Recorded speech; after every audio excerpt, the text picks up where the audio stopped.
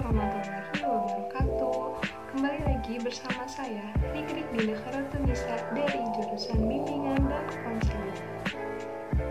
Nah, pasti teman-teman belum tahu kan di sini saya mau ngapain? Nah, di sini saya akan menyampaikan materi mengenai autobiografi. Pasti teman-teman belum tahu kan apa itu autobiografi?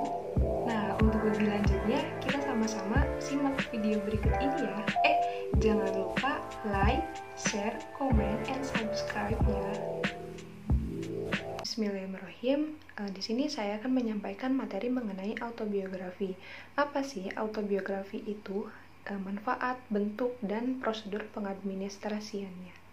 Nah, teman-teman, jadi autobiografi ini merupakan sebuah alat pengumpulan data individu dengan cara mempelajari karangan yang ditulis sendiri berupa riwayat kehidupannya.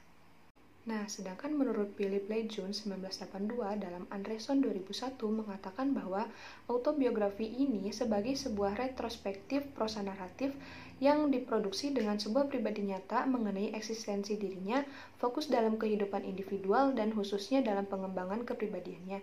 Jadi, autobiografi ini merupakan sebuah karangan yang menceritakan suatu kejadian fiksi maupun non-fiksi berdasarkan urutan waktu tertentu.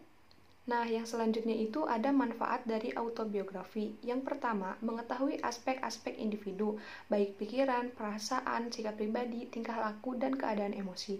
Yang kedua, mengetahui tingkat pengetahuan dan pendidikan, pengalaman yang dialami, dan minat atau cita-cita yang hendak diwujudkan. Yang ketiga, sebagai dasar untuk melancarkan instrumen lain. Yang keempat, sebagai pembanding hasil interpretasi dari data yang digali dengan menggunakan instrumen lain. Nah, selanjutnya bentuk-bentuk dalam autobiografi. Dalam autobiografi ini ada dua bentuk. Yang pertama, autobiografi berstruktur dan autobiografi tidak berstruktur. Autobiografi berstruktur itu merupakan autobiografi yang disusun dengan struktur yang diminta oleh konselor.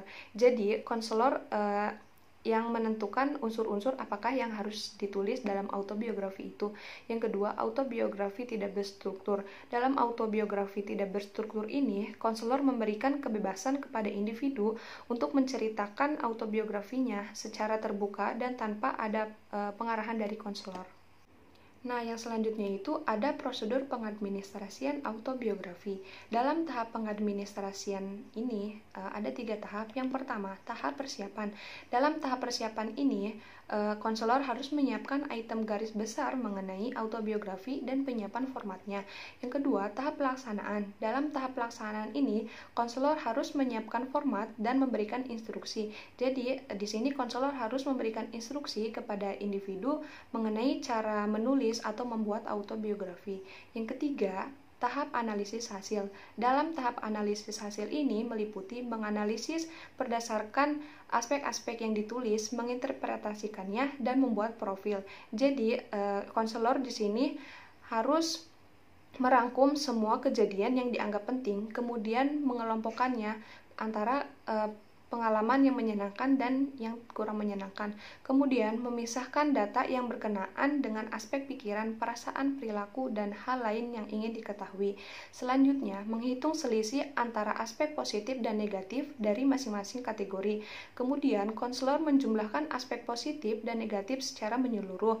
Selanjutnya, mengambil kesimpulan semua secara umum. Kemudian, menghitung selisih aspek positif dan negatif per kategori, dan selanjutnya menyimpulkan per kategori pengalaman yang dialami. Kemudian hasil dari analisis ini ditampilkan dalam profil. Nah, mungkin ini ada format pengembangan autobiografi menurut Gibson dan Mitchell 2011. Bisa kita lihat pada gambar di samping ini ya.